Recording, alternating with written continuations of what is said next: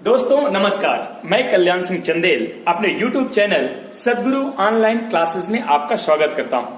हिंदी में केमिस्ट्री यानी रसायन शास्त्र को पढ़ने और समझने के लिए चैनल को सब्सक्राइब कीजिए और बेल आइकन प्रेस करना ना भूलें, क्योंकि इस तरह के वीडियो में लेकर हमेशा आता रहता हूं। तो आइए शुरू करते हैं आज का टॉपिक।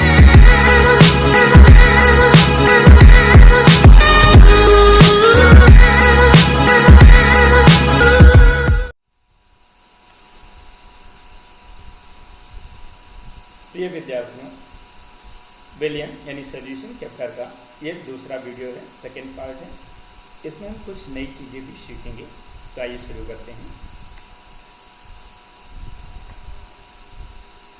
मोलरता और मोलरता में अंतर पिछले पार्ट में हमने ऑलरेडी इस पर डिस्कस कर लिया था। इससे संबंधित कुछ सवाल भी कर लिए थे, लेकिन थोड़ा सा अंतर समझने की कोशिश कीजिए ताकि आपको आसानी से समझ में आ जाए कि मोलरता और मोलरता आखिर है क्या। तो मोलरता की परिभाषा की अगर हम बात करें तो 1 किलोग्राम विलायक में किसी विलेय की मोलों की संख्या को मोलरता कहते हैं। जब 1 किलोग्राम विलायक की बात कर रहे हैं, इसका मतलब जो आपका विलायक है वो ठोस अवस्था है। ध्यान रखना, 1 किलोग्राम विलायक में किसी विलेय की मोलों की संख्या को हम क्या कहते हैं? मोलरता कहते हैं, और इसे स्मॉल m से डिफाइन करते हैं। किसमें करते हैं? स्मॉल m से। और मोलरता की जो इकाई होती है वो मोल प्रति किलोग्राम होती है। किलोग्राम कब होगी? जब कोई भी विलायक क्या होगा? सॉलिड यानी ठोस अवस्था में होगा। और मोल किसकी बात हम कर रहे हैं? विलेय की मोलों की संख्या की बात कर रहे हैं। ठीक है, लेकिन तो मोलरता की जब हम बात करेंगे तो 1 लीटर विलायक में किसी विलेय की मोलों की संख्या। 1 लीटर विलायक, जब लीटर में बात कर रहे हैं, इसका मतलब विलायक किसमें है? विलायक आपका लिक्विड यानी द्रव अवस्था में है, और उसमें विलेय की मोलों की संख्या क्या कहेंगे? मोलरता कहेंगे। तो मोलरता और मोलरता में बेसिक डिफरेंस तो यही हो गया कि जो मोलरता है उसमें विलायक ठोस अवस्था में है, जबकि मोलरता में विलायक द्रव अवस्था में है। मोलरता को हम स्मॉल m से डिफाइन करते हैं, जबकि मोलरता को हम कैपिटल M से व्यक्त करते हैं। मोलरता की जो इकाई है वो मोल प्रति किलोग्राम है, क्योंकि जो आपका विलायक है वो किसमें है? वो है आपका ठोस अवस्था में। जबकि मोलरता की इकाई है मोल प्रति लीटर। क्यों? क्योंकि जो विलायक है वो द्रव अवस्था में होता है। आइए इसको और देखते हैं। यहाँ पर एक चित्र के माध्यम से इसको समझते हैं। तो इस चित्र में आपके पास सॉल्यूशन है। कंसंट्रेशन यूनिट की बात हम कर रहे हैं। मोलरिटी यानी मोलरता की बात कर रहे हैं। मोलरिटी यानी मोलरता की बात कर रहे हैं। मोलरिटी यानी मोलरता को हम कैपिटल M से डिफाइन करते हैं, मोलरता को स्मॉल m से डिफाइन करते हैं। मोलरता में सॉल्यूशन लीटर में होता है यानी लिक्विड फॉर्म में होता है, जबकि मोलरिटी में क्या होता है? सॉल्वेंट किलोग्राम में होता है यानी ठोस अवस्था में होता है। जब कोई भी सॉल्यूशन लिक्विड में होता है तो उसे हम बोलते हैं सॉल्यूशन, और जब कोई भी सॉलिड में होता है तो उसे हम बोलते हैं सॉल्वेंट। ठीक है, तो यहाँ पर थोड़ा सा अंतर है, बेसिक डिफरेंस है। मोलरिटी की बात करेंगे तो वहाँ पर हम सॉल्यूशन की बात करेंगे, डायरेक्टली सॉल्यूशन की बात करेंगे, जिसमें सॉल्वेंट और सॉल्यूट दोनों डिसॉल्व होगा। लेकिन जब हम बात करेंगे मोलरिटी की तो उसमें केवल हम सॉल्वेंट की बात कर रहे हैं, यहाँ पर सॉल्यूट की कोई बात नहीं हो रही है, सॉल्यूशन की कोई बात नहीं हो रही है। तो ये दोनों बेसिक चीज़ें हैं, इनको ध्यान रखने की आवश्यकता है। ठीक है, आइए आगे बढ़ते हैं। आगे हम बात कर रहे हैं मोल अंश, मोल प्रभास या मोल भिन्न। ये तीनों चीज़ें एक ही होती हैं, चाहे हम मोल अंश की बात करें, मोल प्रभास की बात करें या मोल भिन्न की बात करें, ये तीनों चीज़ें एक ही होती हैं। अगर हम इनकी परिभाषा की बात करें तो ध्यान से सुनना। विलयन में किसी घटक के मोलों की संख्या, विलयन में किसी भी घटक की जब हम बात करते हैं तो उसमें हम विलेय की बात भी कर सकते हैं, विलायक की बात भी कर सकते हैं, है ना।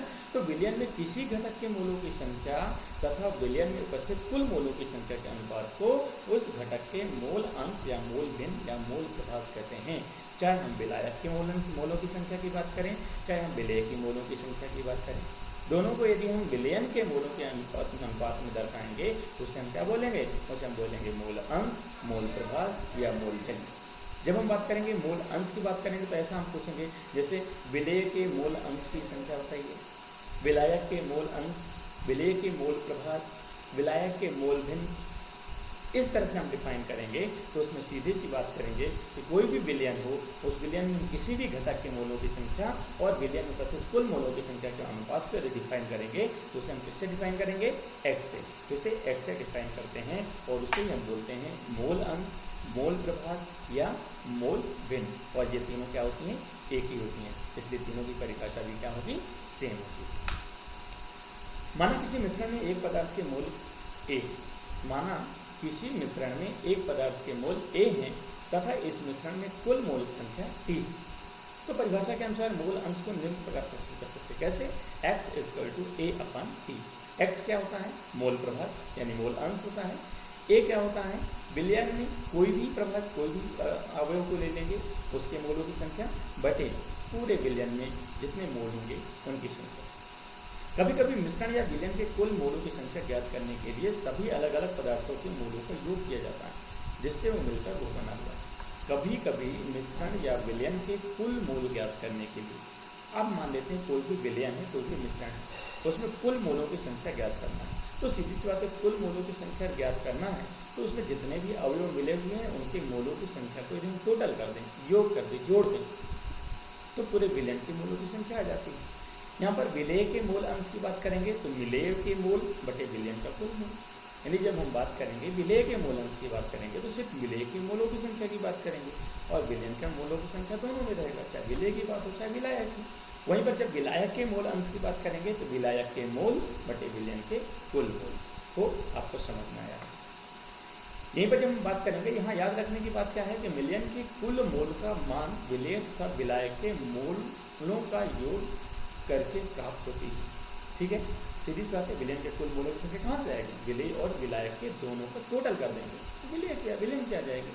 तो विलेय के मोल अंश प्लस विलायक के मोल अंश इक्वल टू 1। अगर हम बात करेंगे मोल अंश की बात करेंगे तो दोनों का मोल अंश, चाहे विलेय के मोल अंश की बात करें चाहे विलायक के मोल अंश की बात करें, इन दोनों के हम टोटल कर देंगे तो क्या आ जाएगा? तो आ जाएगा 1। ठीक है, अगर आपके एक विलेय के मोल अंश पता है, विलायक के मोल अंश नहीं पता है तो 1 से माइनस कर देंगे। विलायक के मोल अंश पता है, विलेय के नहीं पता है तो 1 से माइनस कर देंगे। तो किसी विलयन का मिश्रण में उपस्थित सभी पदार्थों के मूल अंश का योग 1 के बराबर होता है। अब हम बात कर रहे हैं सिर्फ विलेय और विलायक की बात नहीं कर रहे हैं, बल्कि कोई भी विलयन में जितने भी कंपोनेंट्स मिले हुए हैं, एक से अधिक विलेय हो सकते हैं, एक से अधिक विलायक हो सकते हैं, उन सभी के मूल अंश को यदि टोटल कर दें, जोड़ दें तो 1 आएगा। इसे हम बोलते हैं अंग्रेजी में मोल फ्रैक्शन, और इससे किससे डिनोट करते हैं? एक्स से डिनोट करते हैं। अगर हम एक्स सैल्यूट की बात कर रहे हैं, यानी हम सैल्यूट यानी जो आपका विलेय है उसके मोलों की संख्या की बात करें या उसके मोल प्रभाज या मोल अंश की बात करें, तो मोल्स ऑफ सैल्यूट के मोलों की संख्या बटे टोटल मोल्स ऑफ सॉल्यूशन, यानी जो विलेय है उसके मोलों की संख्या। वहीं पर अगर हम बात करें एक्स सॉल्वेंट की बात करें, एक्स सॉल्वेंट का मतलब क्या होता है कि जो सॉल्वेंट है, जो विलायक है, उसके मूल अंश की बात कर रहे हैं। तो जब हम सॉल्वेंट यानी विलायक के मूल अंश की बात कर रहे हैं तो विलायक के मोलों की संख्या होगी बटे टोटल विलयन की संख्या होगी। यहीं पर एक चीज़ और बात करें कि जब बात करेंगे एक्स सैल्यूट यानी हम सैल्यूट यानी मोलों की संख्या बात करें, किसके? सैल्यूट के मोल प्रभास की बात करें या सॉल्वेंट के मोल प्रभास की बात करें तो दोनों टोटल क्या होता है? 1। यहाँ पर जो रेड कलर में हमने दिखाया है वही हम इसको अंग्रेजी में इस तरह से शॉर्ट फॉर्म में डिफाइन करते हैं। ठीक है, मानो एक विलयन में 2 घटक हैं। सीधी सी बात है, कोई विलयन है मान लेते हैं, उसमें 2 घटक हैं, ए तथा बी उपस्थित है। इसमें ए या बी कोई भी सैल्यूट हो सकता है, कोई भी सॉल्वेंट हो सकता है। इसके मोलों की संख्या अगर बात करें एन ए जो ए विलयन है, ए जो आपका कंपोनेंट है, जो आपका घटक है, उसके मोलों की संख्या क्या है? उसके मोलों की संख्या एन ए, जबकि दूसरे की कितनी है? एन बी होती है तथा मोल अंश का अनुसार एक्स ए व एक्स बी है। ठीक है, घटक ए के मोल अंश कितने हैं? एक्स ए सीधी सी बात है, घटक ए के मोल की अंश की बात कर रहे हैं तो X A equal to N A upon N A plus N B. Simple सी बात है, सबसे अच्छे तरीके से समझने की कोशिश करना। कोई भी विलयन है, विलयन में 2 घटक हैं, एक ए है दूसरा बी है। अगर मोलों की संख्या की बात करेंगे तो ए का एन ए होगा, बी का एन बी होगा। वहीं पर जब हम मोल प्रभास की बात करेंगे, मोल अंश की बात करेंगे तो एक्स ए व एक्स बी होगा। जब हम ए की बात करेंगे तो एक्स ए होगा, जब हम बी की बात करेंगे तो एक्स बी होगा। तो अगर हम बात करें घटक ए, जो ए घटक है उसके मोल अंश कितने होंगे? तो मोल अंश क्या होते हैं? एक्स ए, तो एक्स ए इक्वल टू क्या होता है? एन ए, यानी जो आपका ए घटक है उसके मोलों की संख्या बटे एन ए प्लस एन बी, यानी सॉल्यूट और सॉल्वेंट यानी जो दोनों घटक हैं उन दोनों के मोलों की संख्या टोटल कर देंगे तो किसका हो जाएगा, विलेन के मोलों की संख्या हो जाएगा। वही यहाँ पर दिखाया गया। घटक बी की बात करेंगे तो XB² NB upon NA plus NB, simple सी बात है ना, जहाँ पर XA प्लस XB² 1, पिछले स्लाइड में अपन देखा है। यहीं पर अगर हम बात करें x1 मतलब क्या होता है, जो पहला है उसके मोल प्रभाज की संख्या, मोल अंश की संख्या इक्वल टू n1 मतलब क्या होता है, उनमें से एक जो है उसके मोलों की संख्या बटे दोनों का टोटल, दोनों का मोलों की संख्या, या जिसे हम बोलते हैं मोल फ्रैक्शन ऑफ स्पीशीज 1। किसी एक की बात करें, दूसरे की बात करें, तीसरे की बात करें, या जितने भी उसमें मिले हो सबकी अगर हम बात करें तो सब में यही फॉर्मूला अप्लाई होगा। ठीक है, तो मुझे लगता है आपको समझ में आ गया होगा। आगे बढ़े। उदाहरण के लिए जब हम बात करते हैं यहाँ पर, उदाहरण के लिए CCl4 यानी कार्बन टेट्राक्लोराइड के 3.47 मोल बेंजीन के 8.5 और मोल में घुले हुए, इतने में घुले हुए मतलब ये हो गया आपका सॉल्वेंट और ये हो गया आपका सॉल्यूट। बेंजीन जो आपका कार्बन टेट्राक्लोराइड है वो क्या है, वो विलेय है, जबकि जो बेंजीन है वो क्या है, विलायक है। तो CCl4 यानी कार्बन टेट्राक्लोराइड का मोल अंश क्या होगा। अब हमें मोल अंश किसका ज्ञात करना है, कार्बन टेट्राक्लोराइड का। तो ठीक है, यहाँ पर समझ में आ गया होगा कि विलेन के कुल मोल यानी जो कार्बन टेट्राक्लोराइड है उसके मोलों की संख्या प्लस बेंजीन के मोलों की संख्या, दोनों को मिला दिया जाएगा तो विलेन पे आ जाएंगे। और फिर विलेन के कुल मोलों की संख्या कितनी आ गई, 12.01। तो कार्बन टेट्राक्लोराइड के मोल अंश की बात करेंगे तो कार्बन टेट्रा के मोल बटे विलेन के कुल मोल, तो 3.47 अपॉन 12.01 भाग दे देंगे तो आपका जो कार्बन टेट्राक्लोराइड के मोलों की मोल अंश की हो जाएगा 0.2889। सिंपल सा, बहुत सिंपल सवाल है, अगर फॉर्मूले में डायरेक्टली रखेंगे तो आपका सीधे सवाल का आंसर आ जाएगा। ठीक है, आगे चलते हैं। अब बात हम करेंगे मोल प्रतिशत, मोल परसेंटेज की मोल परसेंटेज क्या है। तो जब किसी पदार्थ के मोल अंश का मान को 100 से गुणा कर दिया जाए, अभी हमने मोल अंश निकाला, ध्यान रखना मोल अंश, मोल भिन्न, मोल प्रभाज, ये दोनों चीजें एक ही होती हैं। तो जब हम इसमें 100 से मल्टीप्लाई कर देंगे तो सीधे क्या आ जाएगा, मोल प्रतिशत आ जाएगा है। तो मोल प्रतिशत इक्वल टू क्या होगा, मोल अंश इंटू 100।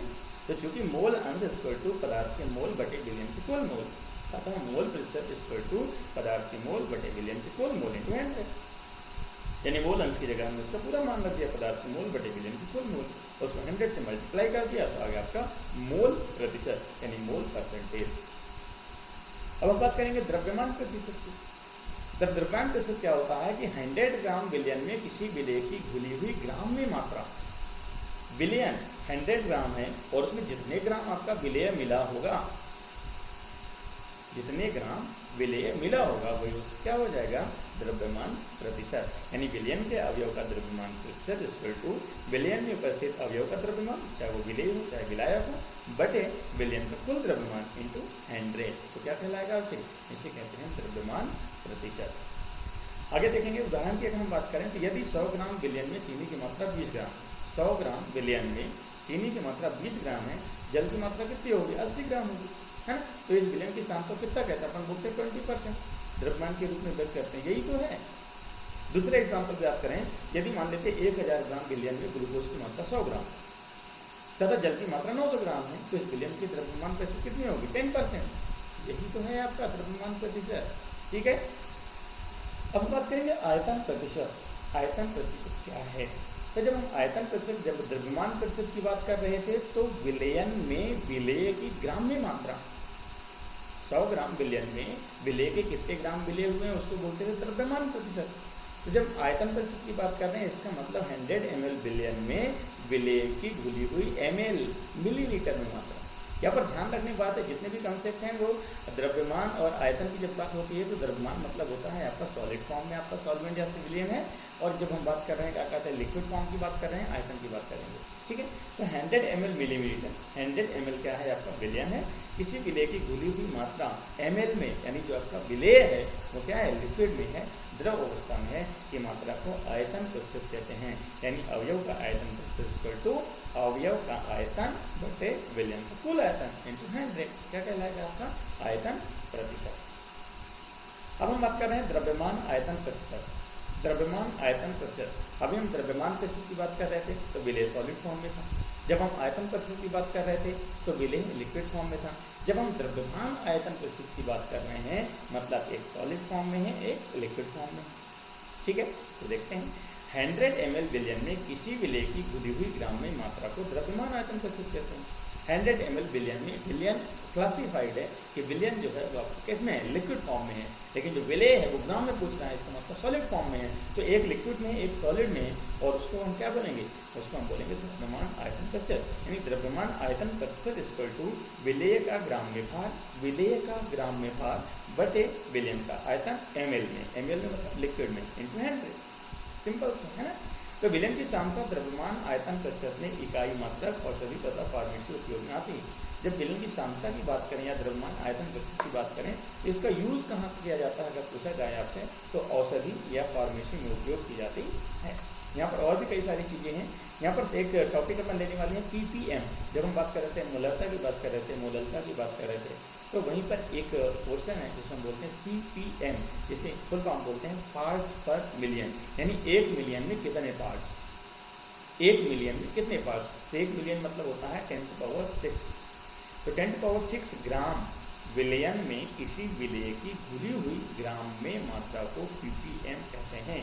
यानी अगर 1 मिलियन ग्राम, 1 मिलियन ग्राम आपका क्या है, विलयन है, उसमें जितने भी ग्राम विलेय मिले होंगे उसे क्या बोलेंगे, ppm, यानी पार्ट्स पर मिलियन।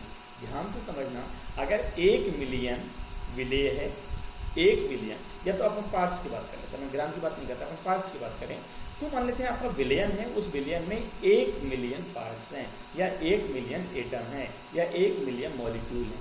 कितने हैं, 1 मिलियन एटम। तो उसमें जितने भी एटम विलेय के होंगे उसे हम बोलेंगे ppm। ठीक है, अर्थात किसी विलेय पदार्थ के भार भागों की वो संख्या जो विलयन के 10 लाख भागों में उपस्थित हो उसे ppm या पार्ट्स पर मिलियन कहा जाता है। पार्ट्स पर मिलियन की बात अगर करें तो भाग, अवयव के भागों की संख्या, कितने पार्ट्स हैं उसके, बटे विलयन में उपस्थित सभी अवयवों के कुल भागों की संख्या into 10⁶, इसे हम बोलते हैं ppm या पार्ट्स पर मिलियन। उसके यूज कहाँ करते हैं अगर हम बात करें तो जल अथवा वायुमंडल में प्रदूषकों की सांद्रता को, जल अथवा वायुमंडल में प्रदूषकों की सांद्रता को प्रायः μc मिली पर लीटर अर्थात ppm में व्यक्त करते हैं। ppm सांद्रता विधि तब उपयोग की जाती है जब किसी विलयन में विलेय की मात्रा बहुत कम उपस्थित होती है। जब मिलियंस की बात करते हैं, मिलियंस में 1-2 पार्ट्स हैं, यानी बहुत छोटी इकाई होती है, बहुत कम होती है, अर्थात जब मिलियन में किसी पदार्थ की मात्रा बहुत कम घुली होती है तो उस स्थिति में विलयन की सांद्रता को निम्न विधि द्वारा प्रदर्शित किया जाता है। यानी इसे मिलीग्राम प्रति लीटर भी फॉर्म में भी व्यक्त किया जा सकता है। अर्थात जब 1 लीटर विलयन में 1 मिलीग्राम किसी पदार्थ की मात्रा घुली होती है तो उसको विलयन की सांद्रता क्या बोलेंगे, उसको बोलेंगे 1 ppm कहा जाएगा। यानी 1 लीटर विलयन है, उसमें 1 मिलीग्राम यदि विलेय खुला है तो उसे हम बोलेंगे उसकी सांद्रता कितनी है, 1 ppm। 2 मिलीग्राम बोलिए तो 2 ppm, 3 मिलीग्राम बोलिए 3 ppm। ठीक है, अब हम बात करते हैं ठोस की द्रव में विलेयता किसे कहते हैं। ठोस की द्रव में विलेयता किसे कहते हैं, तो ठोस द्रव में कितना घुला हुआ है उसे विलेयता कहेंगे, सीधी सी बात है। यानी निश्चित ताप पर 100 ग्राम विलायक में किसी ठोस की घुली हुई वो अधिकतम मात्रा जिसे संतृप्त विलयन बनाया जा सके वो ठोस की द्रव में विलेयता कहलाती है। सॉल्युबिलिटी, तो सॉल्युबिलिटी क्या होती है कि मान लेते कोई विलायक है और उस विलायक में, लेकिन यहाँ पर ध्यान रखने वाली बात यह है कि विलायक की मात्रा 100 ग्राम फिक्स है। अब उस विलायक में आपको कोई भी विलेय घोलना है तो उसकी अधिकतम मात्रा, यानी जब तक विलयन संतृप्त न हो जाए जितनी घोली जा सकती है उसे ही बोलते हैं विलेयता। ठीक है, यहाँ पर अगर हम बात करें संतृप्त विलयन क्या है, तो संतृप्त विलयन मतलब ये होता है कि जैसे मान लेते हैं कोई भी व्यक्ति है जब खाना खाता है तो खाना खाते खाते उसका पेट भर जाता है, जब पेट भर गया मतलब वो संतृप्त हो गया, यानी जितनी आवश्यकता थी उतना उसने ग्रहण कर लिया, तो उसे क्या बोलेंगे, उसे बोलते हैं संतृप्त। तो कोई भी विलायक है उसमें अधिकतम विलेय जितनी घुल सकती है, जितनी उसकी जरूरत है घोलने की, उतनी यदि घोल दी जाए तो जो विलयन बनेगा उसी को क्या बोलेंगे, संतृप्त विलयन कहेंगे। यहाँ पर दिए गए ताप एवं दाब पर जब किसी विलयन में विलेय की अधिकतम मात्रा या अधिक मात्रा नहीं घोली जा सकती, मतलब जितना घोलना उतना घोल दिया, अब नहीं घोला जा सकता है। तो जब नहीं घोला जा सकता है तो इसका मतलब विलयन क्या हो गया, संतृप्त हो गया। यानी वो विलयन जो बिना घुले विलेय के साथ गति साम्य में होता है, संतृप्त विलयन कहलाता है। या संतृप्त विलयन में विलायक की दी गई मात्रा में घुली हुई विलेय की अधिकतम मात्रा होती है, तो संतृप्त विलयन में विलेय की क्षमता उसकी विलेयता कहलाती है। यानी जब मान लीजिए कोई संतृप्त विलयन आपके पास है, उस संतृप्त विलयन में विलेय की मात्रा जो होती है उस विलयन की क्या कहलाती है, सॉल्युबिलिटी यानी विलेयता कहलाती है। अगर असंतृप्त विलयन की बात करें, असंतृप्त विलयन का मतलब जैसे भूखा, जितना भूख है उतना हमने खा लिया, पेट भर गया तो संतृप्त हो गया। लेकिन अगर हमें भूख लगी है, हमें खाना खाना है, तो हम क्या है, असंतृप्त हैं। यानी विलयन में यदि हम विलेय की मात्रा और घोल सकते हैं, उसमें जगह भी खाली है, तो उसे हम क्या बोलेंगे, असंतृप्त विलयन कहेंगे। और अति संतृप्त, हमारा पेट भर गया है फिर भी खाना बहुत अच्छा बना हुआ है, जैसे हमने 2-4 रोटी और खा ली दबा के, तो क्या हो जाएगा, अति संतृप्त हो जाएगा, संतृप्तता से ज़्यादा हो जाएगा। उसी तरह कोई भी विलयन है, उसमें विलेय की पूरी मात्रा घोल दी गई, अब उसको बिल्कुल भी जरूरत नहीं है, लेकिन उसके अलावा भी हम घोले जा रहे हैं। अब उसके अलावा जब घोलेंगे तो घोलने का तरीका होता है, उसमें थोड़ा सा गर्म करेंगे, हीट करेंगे, तो जैसे हीट करेंगे सॉलिबिलिटी बढ़ जाएगी, विलेय ज़्यादा घुल जाएगा। जब ज़्यादा घुल जाएगा तो क्या हो जाएगा, अति संतृप्त विलयन बन जाएगा। ठोसों के द्रव में विलेयता को प्रभावित करने वाले कारक, यानी ठोस द्रव में जब घुलता है तो उसमें कौन कौन से कारक होते हैं जो इफेक्ट करते हैं, जो उसकी सॉलिबिलिटी को बढ़ाते हैं या घटाते हैं। तो पहला है विलेय तथा विलायक की प्रकृति। भाई कोई भी विलयन होगा उसमें दो ही चीज़ होगी, एक विलेय होगा दूसरा विलायक होगा, तो इन दोनों की प्रकृति क्या कहलाएगी, डिपेंड करती है कि उसकी सॉलिबिलिटी बढ़ानी है या घटानी है। जैसे समान समान को घोलता है, सॉरी यहाँ पर खोलता हुआ लिखा गया है, तो जहाँ पर खोलता लिखा है वो घोलता हुआ, समान समान को घोलता है। यानी यदि विलेय और विलायक दोनों समान हैं, एक जैसी प्रवृत्ति के हैं, तो वे एक दूसरे को घोल लेंगे, लेकिन अगर दोनों अलग अलग हैं तो कभी नहीं घोलेंगे। जैसे आयनिक ठोस जैसे NaCl, KCl, Na2CO2 ये सभी क्या है, ध्रुवीय विलायक में घुल जाते हैं, जबकि सहसंयोजक ठोस जैसे नेफ्लिन है, एंथ्रासीन है, ये अध्रुवीय विलायक में जैसे बेंजीन, CCl4 आदि में घुल जाते हैं। समान समान को घुलता है, यानी ध्रुवीय ध्रुवीय के साथ घुलेगा, अध्रुवीय अध्रुवीय के साथ घुलेगा। एक ध्रुवीय है एक अध्रुवीय है तो कभी नहीं घुलेगा, ये ध्यान रखना। जैसे मान लेते हैं जो आपका कह सकते हैं कि जितना भी आपका एल्कोहल होता है, तो एल्कोहल में अगर आप कोई भी आयनिक चीज़ ले लो, चाहे NaCl ले लो, नमक ले लो, आप नमक घोलो कभी नहीं घुलेगा, पानी में घोलो तो घुल जाएगा, है ना। तो इसलिए समान समान को घोलता है। दूसरा है ताप, टेम्परेचर बढ़ाने पर क्या होता है, तो वे ठोस जिन्हें जल में घोलने पर ऊष्मा बाहर निकलती है, वे ठोस जिन्हें जल में घोलने से ऊष्मा बाहर निकलती है, इसका मतलब उसकी विलेयता क्या होती है, ताप बढ़ाने पर कम होती है। ताप बढ़ाएंगे तो विलेयता कम होगी, जैसे CO सोडियम ऑक्साइड या Na2CO3 है ना, सोडियम कार्बोनेट है। इनको जब हम जल में घोलते हैं तो क्या होता है, ऊष्मा बाहर निकलती है, ऊष्मा बाहर निकलती है यानी ताप बढ़ाने पर विलेयता क्या होगी, कम हो जाएगी। वे ठोस पदार्थ जिन्हें जल में घोलने पर ऊष्मा अवशोषित होती है, उनकी विलेयता ताप बढ़ाने पर अधिक हो जाती है, जैसे NaCl। तो NaCl जैसे हम पानी में घोलते हैं तो अब देखो पानी का टेम्परेचर कम हो जाता है, यानी ऊष्मा अवशोषित हो रही है। तो जब ऊष्मा अवशोषित हो रही है, इसका मतलब टेम्परेचर बढ़ाएंगे तो उसकी विलेयता क्या हो जाएगी, बढ़ जाएगी, है ना।